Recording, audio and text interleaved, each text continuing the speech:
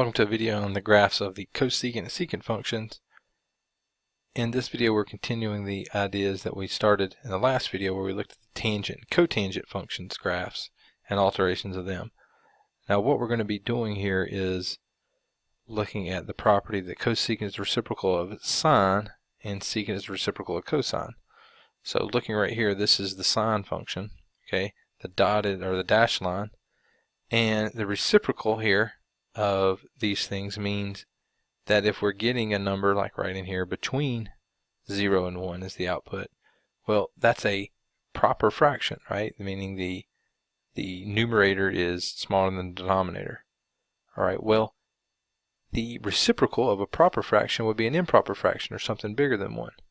And since the the range of the sine function is between -1 and +1, the range of the cosecant function, and then therefore the secant function also, will be everything except the numbers between -1 and +1.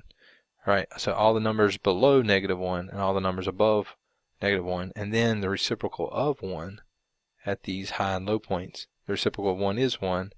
The reciprocal of -1 is -1. So those 2 points are included. That's the only points that cosecant and sine share, and it will be the only points that secant and cosecant share. Sorry, secant and cosine share. But everything else will be either going up or down depending on which part of the sine wave or the cosine wave we're dealing with. Okay? And because of that, the way that we graph these alterations of cosecant and secant is to start by creating an alteration of the sine or cosine based on those same alterations that would appear there, and then just using the property that we just go up or down from those maxes and mins from there, and that'll create these secant and cosecant curves. Alright, notice when we have a x-intercept and the sine function, the reciprocal of 0 is something over 0 or division by 0, which is the location of vertical asymptotes. So all the x-intercepts for sine and cosine will result in vertical asymptotes for cosecant and secant respectively. Alright, because sine is a odd function, cosecant will be an odd function also, again because of that reciprocal nature of these things. And then the same thing for secant.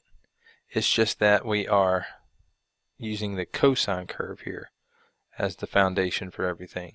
So the x-intercepts of the cosine are now going to be vertical asymptotes for the secant function. All right, but everything else is the same. It's the same meaning the same properties, how we're going to treat it, how we're going to get the graph of cosecant from sine, and we'll get the graph of secant from cosine. Okay, just those reciprocal properties. All right, this is very important that we understand. The variations of graphs of cosecant and secant are going to be done by looking at the corresponding reciprocal function. So the cosecant's reciprocal is sine, so if we're graphing 2 cosecant 2x, we'll use the graph of 2 sine 2x. And after we get the sine curve, and you know what it looks like, then we will use the high points and the low points to create the cosecant, and the same thing for secant.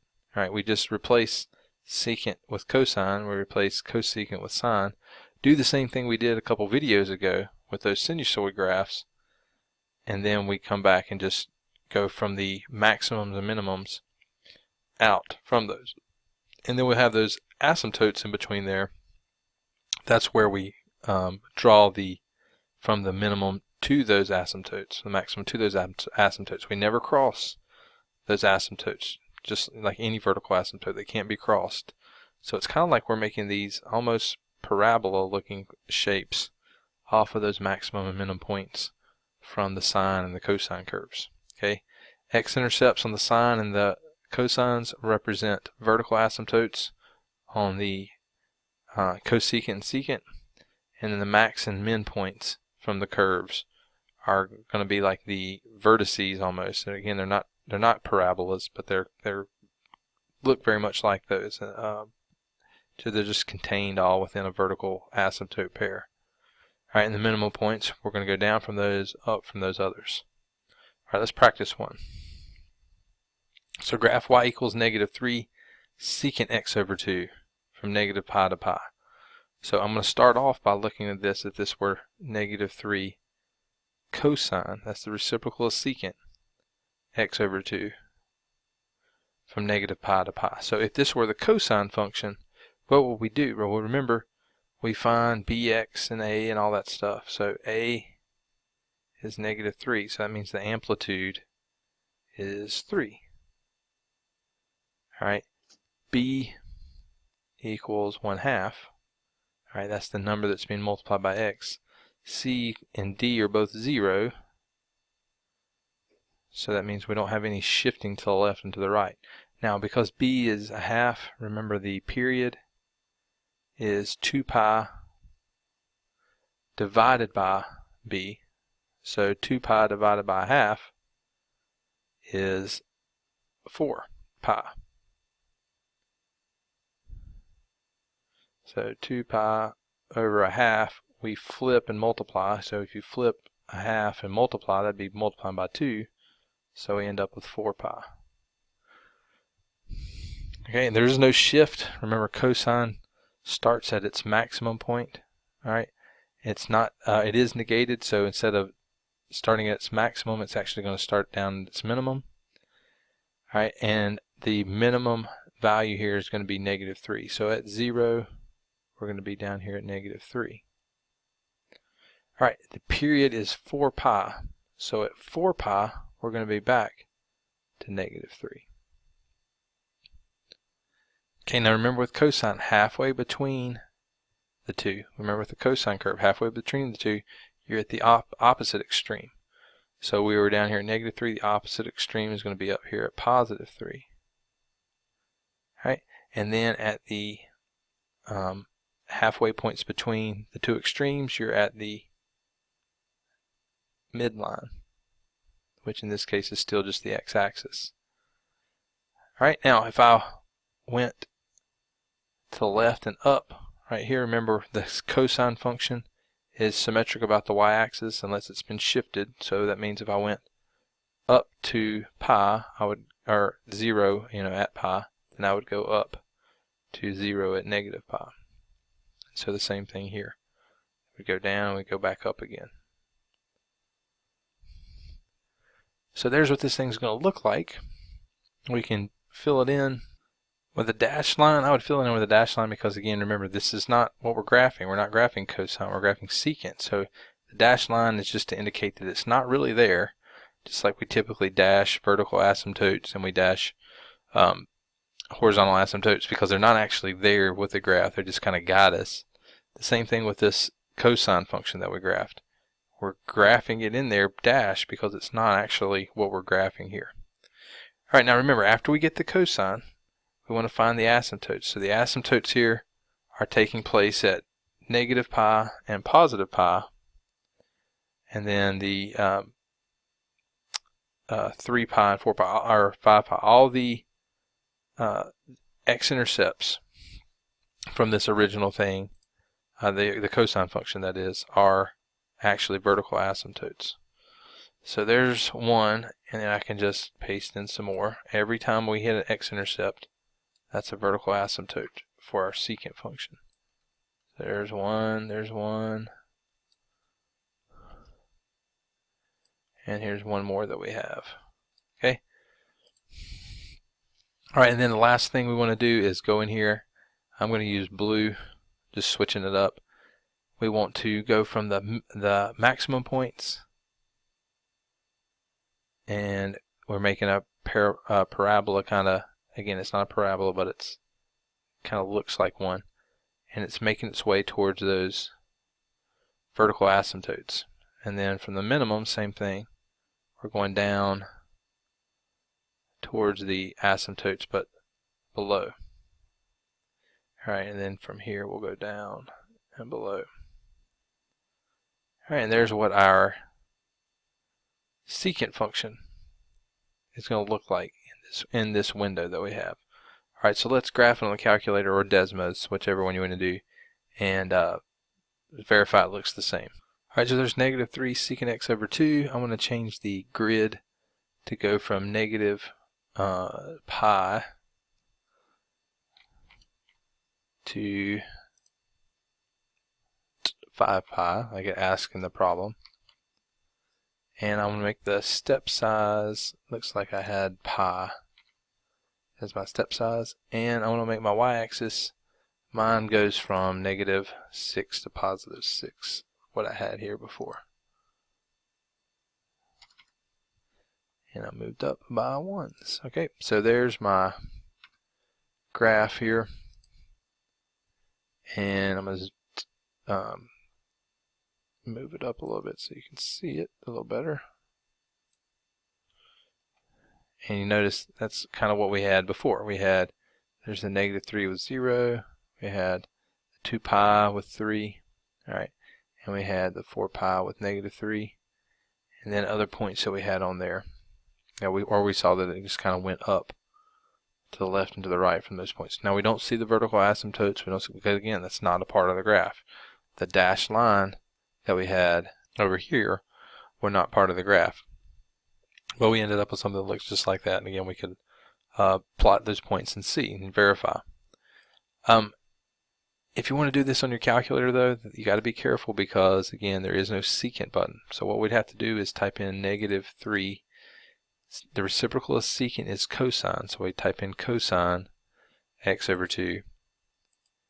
And then as soon as we close that off, you press this x to the negative 1 button.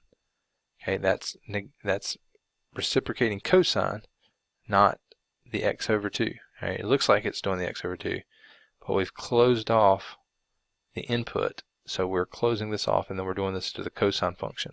Okay, and we're not doing it to the negative 3 because we don't have a parentheses around the whole thing. So this is just doing it to the cosine, so this is the secant. This is negative 3 secant x over 2 on your calculator. Alright, my window again, I'm going to go from negative pi to 5 pi, like it wanted us to. And then I want negative 6 to 6, oops, sorry, x scale is in pi units. And then I want negative 6 to 6 for y, and moving up and down in 1 with those, and we'll see something that looks like what we have here. Okay, again, the TI-83's graph, the vertical asymptotes, they're not really there, so you don't show these or you dash them. Right, if I hit trace, there's 2 pi and 3, right, 2 pi. If you type it in, it changes it to a decimal, but then there's the 3. If I typed in pi, I should get nothing because that's a vertical asymptote. Alright, so x equals pi, that's a vertical asymptote, so you'll see y equals blank. We're dividing by 0 here because it's secant has the reciprocal of cosine, and cosine is 0 here at pi in this problem. Alright, pi over 2 when we plug pi in there.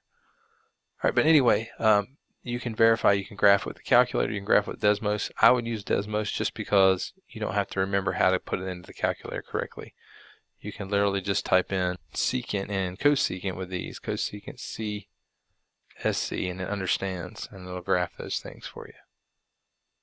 Alright, this last page here we get a little summary of the functions. There's cosine, sine, cosine, their properties, domain range of tangent, this is the tangent function, its properties, and then we can scroll down a little bit. There's cotangent, cosecant, secant. So nice thing is it's like everything's paired up.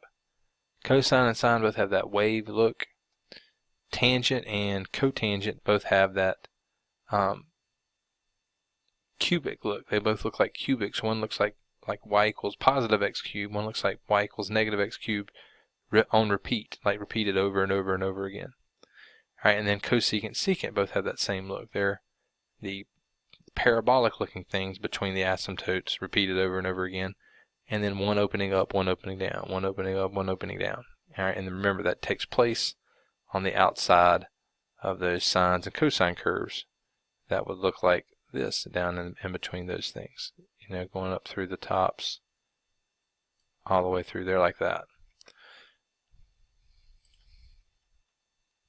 Alright, so let's look at an application of this thing. We got a friend is marching with a band. There's our friend. Hey buddy. And he's asking you to film him. This figure down here shows that we have ourselves up 6 feet from the street where he's going to be marching through, right? And D represents my distance to him, to my friend, and X is the radian measure of the angle from, where he is, this way, back that direction. All right, we want to express D in terms of the trig function of X, and then graph that trig function. Okay, now from negative pi over 2 to positive pi over 2. So negative pi over 2 would be all the way down here. We're going counterclockwise, and obviously that can't be it. That would be like if he's so far out of my sight out here that I can barely see him. But then from that's negative pi over 2 is going that way. Positive pi over 2 would be like I'm going this way. So we're allowing that angle. We're allowing our friend to be anywhere from over here, back here, all the way down, and he's rotating to where he's past us now, and we're filming him, as he walks away. So that's what we mean by negative pi over 2 to positive pi over 2, that angle that we're talking about here. So what do we want? We want to be able to have something that says D equals. And then over here we got stuff with X.